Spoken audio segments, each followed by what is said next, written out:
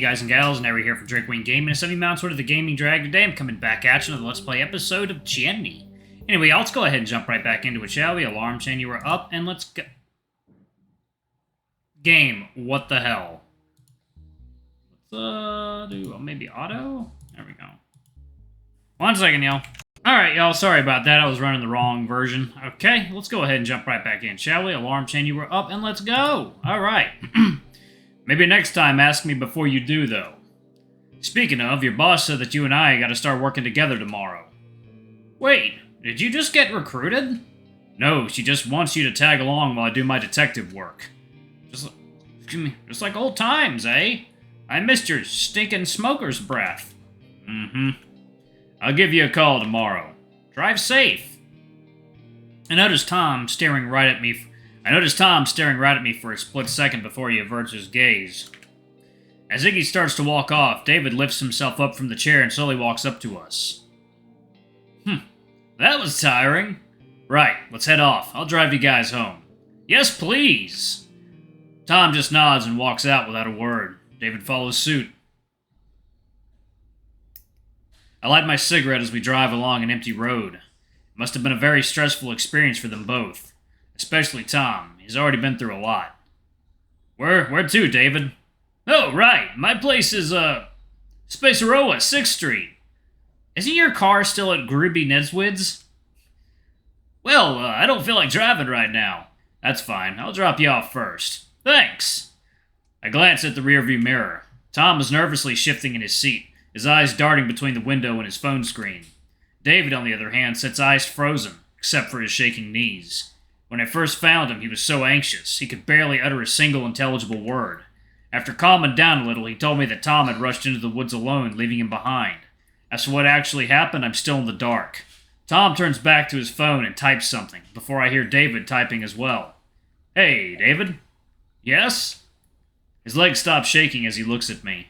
How you doing? I'm not sure, to be honest. Definitely not great. I've been in scary situations before. But this one just takes the cake. I understand. Definitely not what I imagined my first day being back would look like. Yeah, I get that. Is the town still how you remember it? Kinda. The people feel different, though. How so? The town has a lot more going on. I don't know if that's good. Yeah, a lot has happened. How about your family? Did the reunion go okay? No, not yet. I mean, I only talked to Elias. Does your dad know that they're back? Meh, I don't think he'd care. I see. Sorry for asking. Just curious. It's fine. It's nice to see you, too.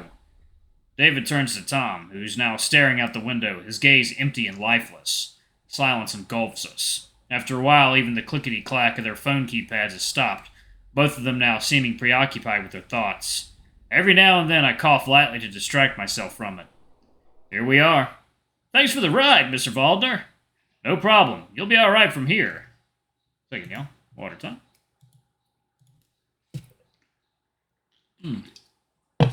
Gruby Nedsviz. Yeah. He looks at Tom, who still doesn't acknowledge that we've stopped. I'll talk to you soon. Take care, Tom. Sure. David frowns at Tom's indifferent response before closing the door and heading off. With that, I start driving to Tom's. Everything okay between you two? Who? Oh, David. I don't know. It's kind of hard to tell right now. That's fair. I thought I'd feel close to him again after our meeting. Instead, it almost felt like talking to a stranger. I think I get what you mean.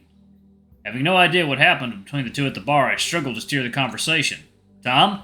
Can you tell me exactly what happened? Right. He shifts in his seat again. I don't even know how to explain it. A long pause. It's fine, Tom. We can talk about it tomorrow. No. The sudden firmness of his tone catches me off guard, and I half turn to him before my focus snaps back to the road. Sorry, this is something important I have to point out. All right. After I ran into the forest, it felt different. Weird. What do you mean?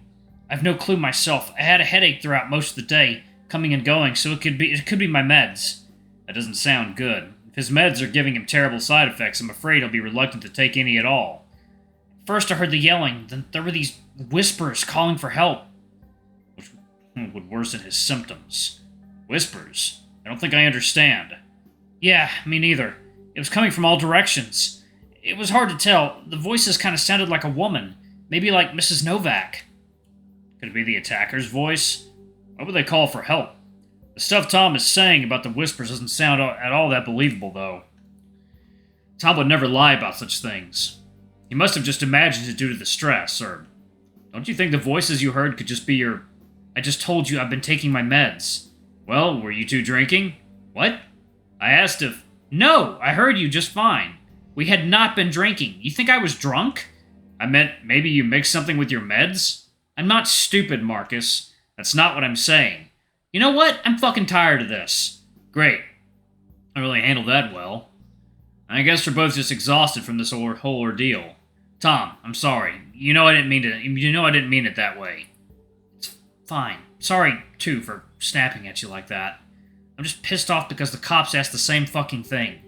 I told them I found Mrs. Novak and heard rustling in the bushes. But before Mrs. Novak passed out, she mentioned Camille. So you go.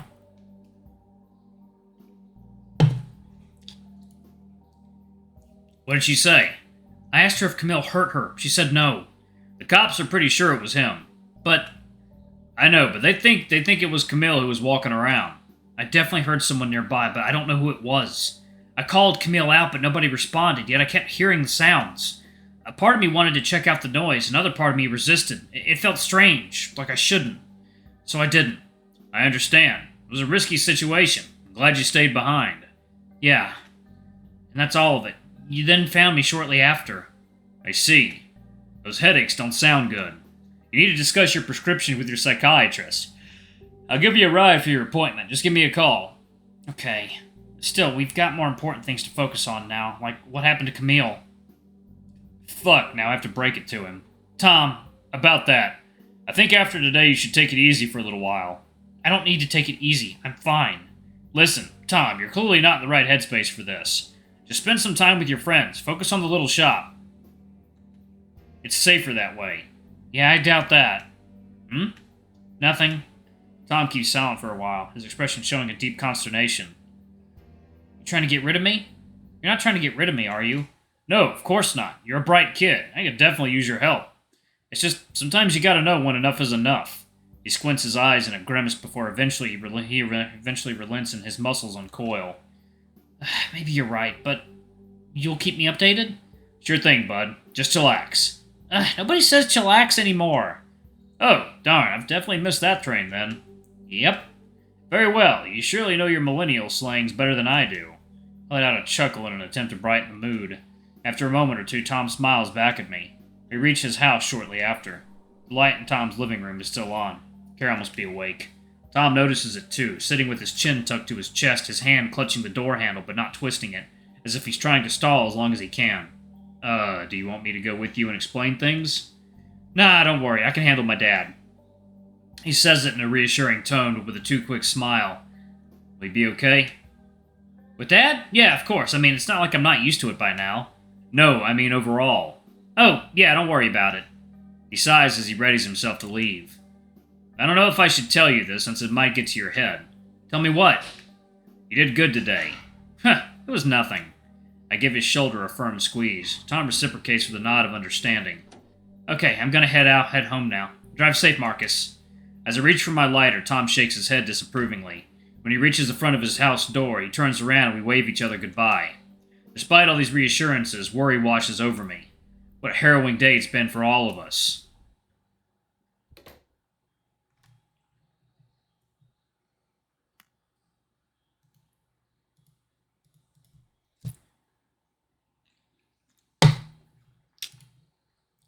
The lamp flickers and buzzes before a soft glow suffuses the room. I place my coat on the old sofa and then head to the fridge.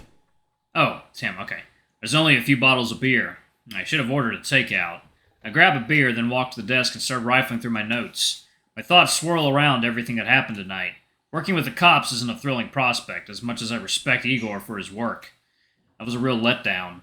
He's still a friend, yet I feel I might need to be more careful about what I share from now on. It hurts to think like that.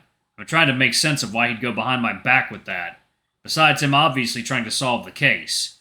Whatever, I'm just gonna ask him directly tomorrow. I need to focus. It's almost 2 a.m. Time sure flies when you don't have time. Ugh. I put down the beer bottle and searched for Camille's case file in the drawer. I try to find everything we have that is related to him and his mother. What grabs my attention instead is an old case file Iwa and I worked on. Our first case together. Without thinking, I take the file. Iwa was always so stubborn. She and Tom have that in common. A light chuckle escapes my mouth when I take out one of our first pictures together, just after she hired me. Moving to Poland was the best yet the worst day of my life. A photo with the great Austrian detective, she said. Great detective. I take another sip of beer, then another. If only she knew that she got the worst one. I stare into the grainy and coffee-stained photograph, a reminder of my failures, not only here but back in Austria too. I think back to what Agata asked me. My eyelids suddenly become heavier as my eyes begin to sting. Iwa was the best partner I could have asked for. I won't let anything happen to Tom. I take another sip. You do almost anything for the sake of finding the truth. If only you let me be there with you. What did you find? Why did you go alone? I should have insisted and been a better partner, better friend. Still clutching the photo in my hand, I wander back to the fridge and retrieve another beer. I should put it away and focus on my work. Instead, I sit there hunched over the desk, letting minutes pass by, only standing up to get more to drink.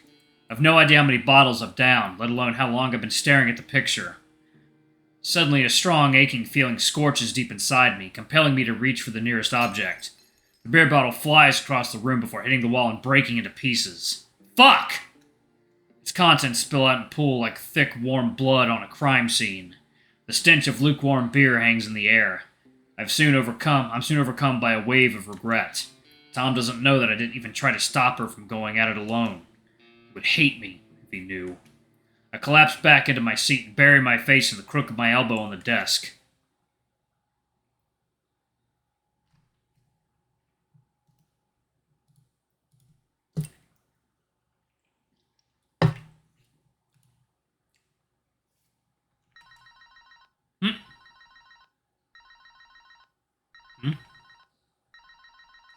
I get up from my hunched sleeping posture and straight down my spine.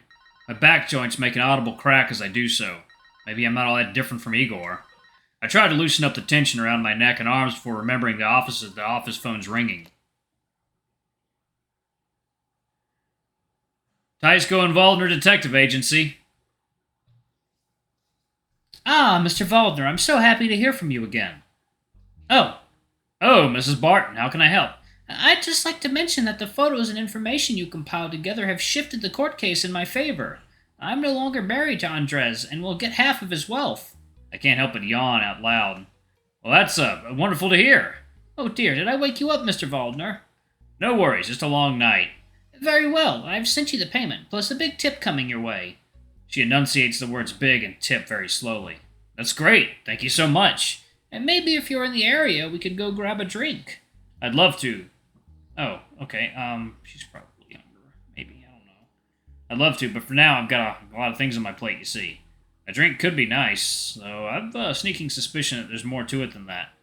Yes, a detective's work never ends, I suppose. Do you need anything else? Just wanted to say thanks. I can finally sort my life straight again. That will be all. And good day to you, Mr. Waldner. It's been a pleasure, Mrs. Barton. Or should I refer to you by your maiden name now? You can just call me Basia. All right, Basia. Good luck in your future endeavors. Talk to you soon, Detective. All right, I'm going to pause it right there. Thank you all so much for watching. Don't forget to like, comment, subscribe, ring that notification bell, and check out our Patreon if you can. It always helps. Before I go, I'm going to give a quick shout-out to our lovely bronze tier patrons. Thank you all for what I do for the channel. We greatly appreciate your support. Thank you to our silver tier patron, Cade Silverman. Thank you for going above and beyond. It's greatly appreciated. Thanks to our two gold tier patrons, Zeke and Toby. Y'all are awesome. We love you. Thank you for subbing to Ultimate Tier. Anyway, if y'all want to get your names in the credits, get access to all of our not safe for work content as little as $5. Alrighty, I love you all, and I'll see y'all in the next video. Bye-bye!